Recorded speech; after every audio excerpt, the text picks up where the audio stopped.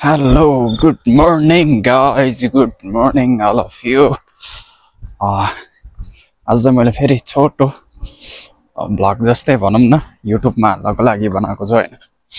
मैले चाहिँ के भन्न खोजेँ भने if anyone trust you don't break them हैन। ट्रस्ट चाहिँ जसले तपाईहरुलाई ट्रस्ट गर्छ भने उनीहरुको ट्रस्ट चाहिँ ब्रेक नगर्नु भन्न चाहन्छु, किनभने सानो इगो कारण अनि सानो कुराको कारण पनि अब हुन्छ नि त, अब हर्ट हुन्छ सबैजना हैन। त्यो कुरा चाहिँ अब सबैजनाले बुझ्नुपर्छ।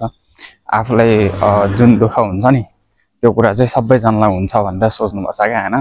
त्यस्तो भयो भने चाहिँ राम्रो। अनि सबैजनाले चाहिँ होइन चित्त दुखाउनु हुँदैन।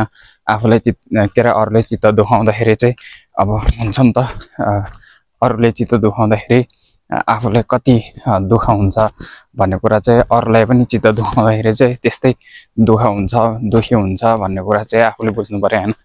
त्यही हो, if anyone trust you don't break trust them हैन। इङ्ग्लिस त मेरो त्यति राम्रो छैन, बस यति नै हो। छोटो भिडियो, छोटो मिठो गुड मर्निङ सबैजनालाई।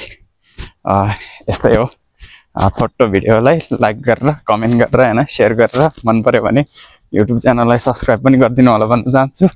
हस् त, धन्यवाद, बाइ बाइ।